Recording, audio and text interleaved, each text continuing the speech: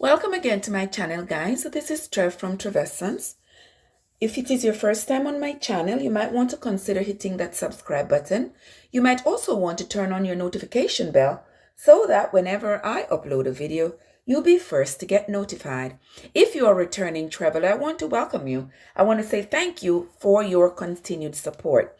Now, I told you all, I've been telling you my story and I'm giving it to you just as it was. In the broadcast yesterday, I told you all about how my ex had filed child support against me while I filed for joint custody of our son. Moving on from that, my husband now, we're moving on with him. Never happy. Never happy. Every day, it was like a psychological torture for me. Every day, he's not happy.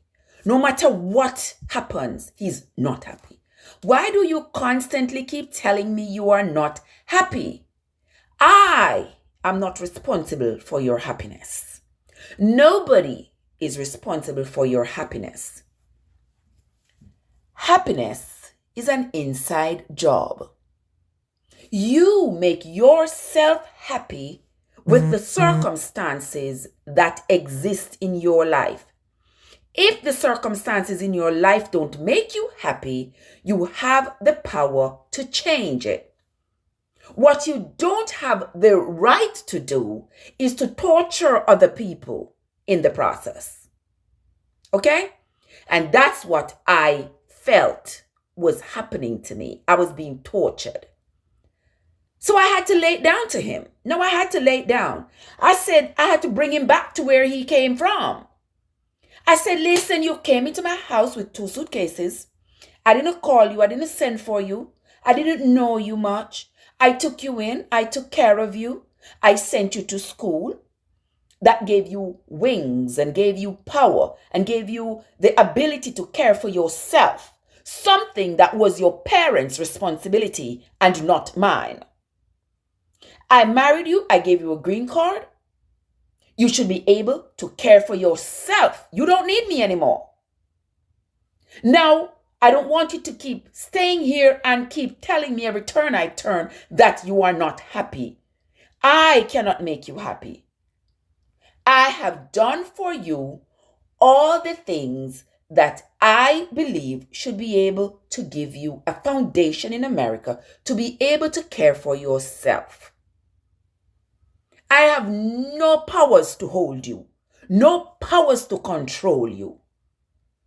But the little I could do, I did it. So take your things and leave. You'll be able to care for yourself, but don't stay here and torture me all day long. I'm not happy, I'm not happy. As though I'm doing something wrong that is making you unhappy. So that went on in 2010. Close to the end of 2010, he was nice now, very nice to me. He was nice and sweet and would wash my foot and drink the water. That's how sweet he was. Nice and sweet. But that's how he has always been. Whenever he wants something, oh my God, he's so sweet. He's so sweet. As soon as him get it, gone back to him old self, face scrounged up, vex up. And when you ask him, what's the problem? There's never a problem. But him can't skin him teeth like him a fry fish. Christmas came 2010. That Christmas was not a bad Christmas. It seemed like he was mellowing out and we all had a great Christmas. He had an immigration appointment. So I went with him to the immigration appointment. I said, oh, that's why I was being so nice. Okay. Went with him to the immigration appointment. He got the green card. Once he got the green card, he went right back to how he has been. I said, I promise you that I'm going to give you the green card. I'm going to give you the green card regardless. I just don't want you to stay here and make my life uncomfortable, make my life miserable. And he would cry and cry and cry and said, oh, you know how I was raised. And he was just always a victim. He was a victim of his circumstances. He was a victim of his upbringing. He was a victim. Everybody had disappointed him and nobody was doing right by him. And people, stop being a victim, and for once in your life, just be grateful Be grateful and keep it moving. There's no time to be a victim all day long. So in 2011, early 2011, after he had just got the green card, he says to me, "Oh, you know, Trev, me want to join the military, you know." You want to join the military? How you want to join the military as soon as you get the green card? Me see the military as abandonment. So now you join the military, you gone now left me. All this time you tell me, say, you not left me, you not leave me. No matter what, now you get the green card, you're in a hurry if you leave, you go to the military. Yeah, man, cause me not really so like the nursing thing, you know, and me like the rough and tumbling of the military. So, you know, me want to join the military. We argued about it, we thought about it, but what I didn't know at the time is that when you join the military with a green card, you can apply for your citizenship right away and they'll give it to you. You don't have to stay with the person who petitioned for you for the 5 years as is allotted by law. But I didn't know that at the time. So when he started to give me his rationale and say, you know, you don't really like the nursing, he can go in the military and he can get another career and I eventually succumbed and I said, okay. So I signed the paperwork. He took off. He went to the military that May in 2011. If you see the photographs when he was leaving for the military, you would know that there was a sinister plan behind it. I kept looking at the pictures and kept asking myself, why? My son was a photographer all the way to the airport. And in all the pictures that my son took, he's looking at me like this. When I'm not looking at him, he's looking at me like giving me this side eye, this like evil eye, like, get to me, I get to now, I'm gone, me gone. Gone, me gone, you know, a pity, you don't know. I guess that's what he was thinking. So he went away. In that summer, my daughter and I traveled to wherever he was. We went to the graduation. I was so happy. I was proud of him. I saw this man achieving and I felt good because here he was overcoming all obstacles. He had come to America and his family had let him down. And I was happy that I was able to be there to help him. And here he is now graduating from basic training and he was, getting awards. And my heart was so warmed. I was so happy. But during our stay there, I noticed he was just angry. Just angry. Why are you so angry? Like, I thought you would be happy that we came, happy to see me, happy to see the baby. Why are you so angry? He started to tell me how the military condition you, not to laugh, because people are not going to take you seriously. And so the military now condition you to be like this ugly with your wife. Like, seriously, why are you like this? He found all kinds of excuses. We spent the weekend. We came back. For the whole weekend. They gave him the weekend off, so he stayed at the hotel with us. The whole weekend, if you would see those pictures, he's as angry can be. Anyway, we came back. When we came back, I talked to him on the phone, and I talked to him about the way I felt when we came there. He found all kind of excuses and cried on the phone and said, he think I was paranoid and I was seeing too much into things and all this stuff. You might find that in your relationship. You see the signs. They are right there. But we do nothing about it because we think that we can change this man. We think that we can love him into loving us.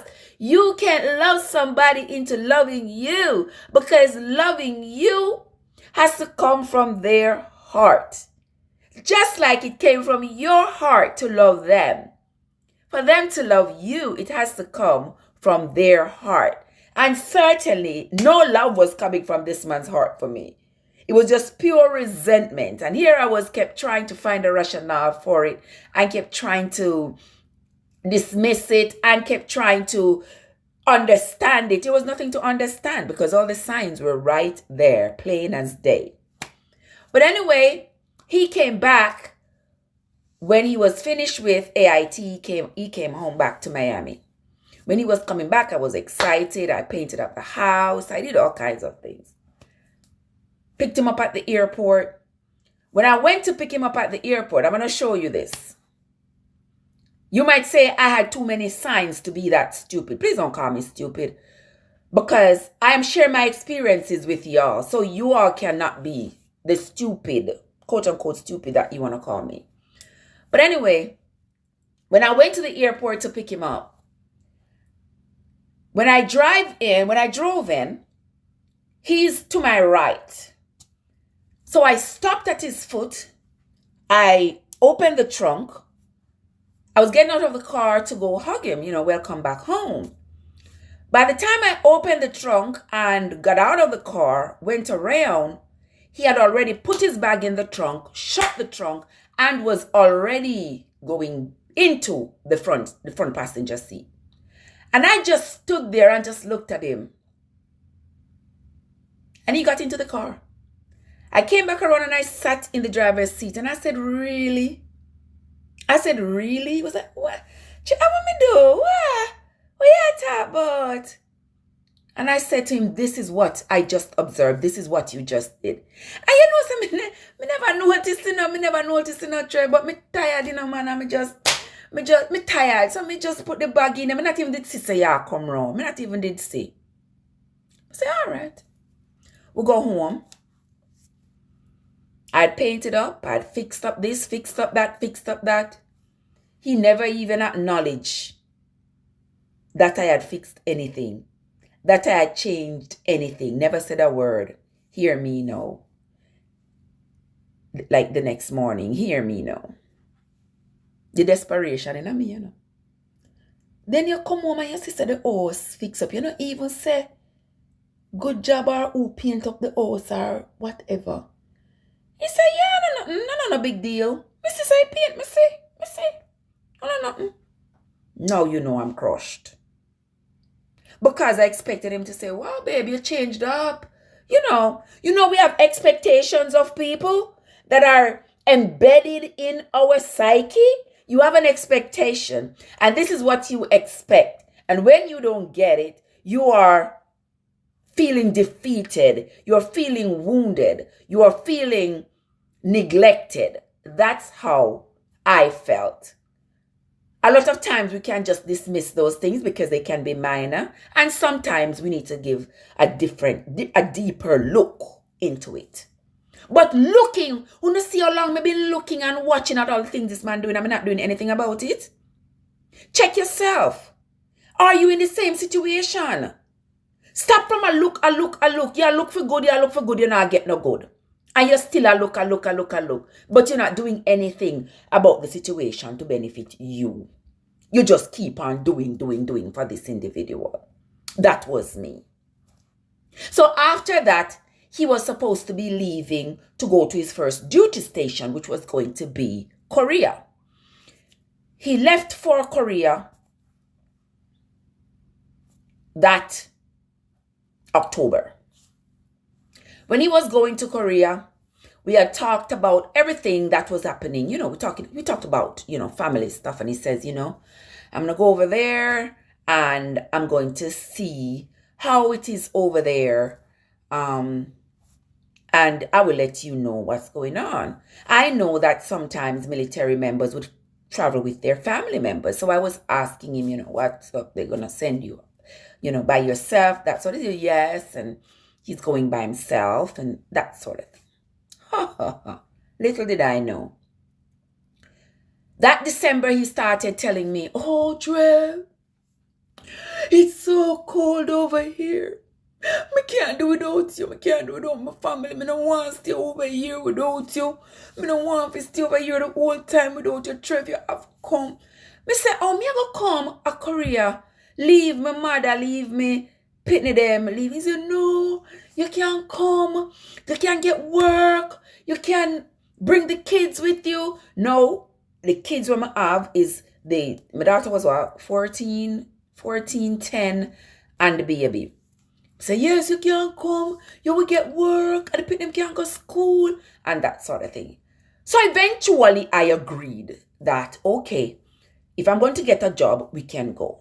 My teenage daughter said, you can go with that man. Me not going nowhere. We don't know. Me I stay here so with my big sister and my grandmother. Okay, that's fine. So I go buy the tickets. He bought the tickets for me, my son, and the baby. Off we went. Left my job, left my family, because, he was so, when he was in Miami, he was hurting so bad. And now he's in Korea. He wants his family. He wants his wife. So his wife left her job and takes off, goes to Korea. When I got to Korea, I started to look for work. Surprise, surprise. They said, "Are you command sponsors?" That was the first question. "No, I'm not." "Okay, so you can't get a job. You're not command sponsored."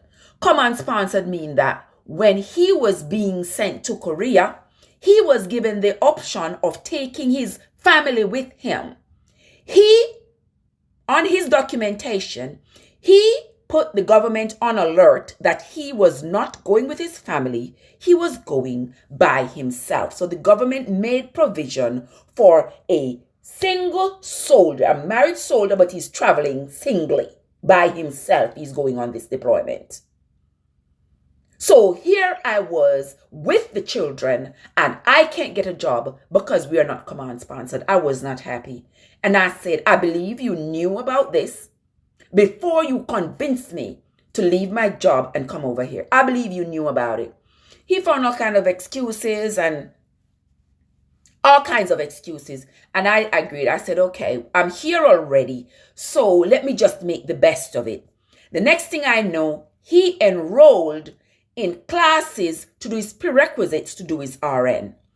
So while I'm there, I'm being the best wife I can, the domesticated wife, washing military boots, military uniform, cleaning, cooking, washing. Hey, what else am I going to do? I'm not working.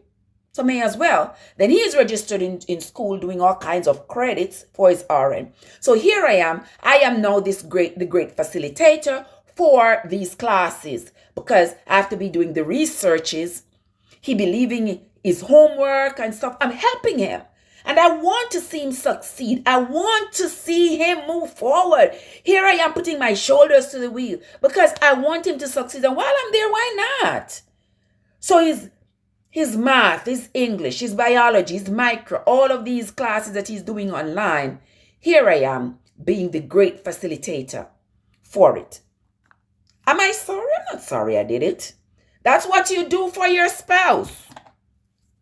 Yes, that's what you do for your spouse. That's what you should do for each other. You help each other out. Yes, you should want to see each other succeed.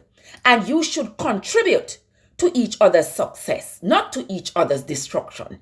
That's not what you should do as a partner. Okay? And if you find that you are contributing negatively to your partner's life, to your partner's upliftment, please, in the name of God, don't let a tragedy has to make you come out of their lives. Just get out of their lives. Don't stay in people's lives, and instead of enhancing it, instead of adding positively to their lives, you are taking away. Let that not be you. And if that is you, look into yourself and ask yourself, I'm in this relationship with this girl. I am not adding anything positive to her life. She has a little show that's going on. I'm not even calling out for support. I'm not even helping her. She has a little something going on. He has a little something going on. I'm not supporting it. I'm not even passing out flyers. I'm not even handing out business cards. I'm not supporting it because I don't know what she do, kind of foolfulness that she do or him do. No, you are supposed to be supportive. If you find that you're not supportive, come out of the people in life and leave them alone in the name of Jesus. That's my message for you today. Be supportive. Be a good spouse. Be the spouse that you would like to have. If you can't do anything else, if you can't be the good spouse, then leave your partner alone in peace. That is my take today, guys. Until next time, this is Trev from Trev, reminding you to always take good care of yourselves and each other.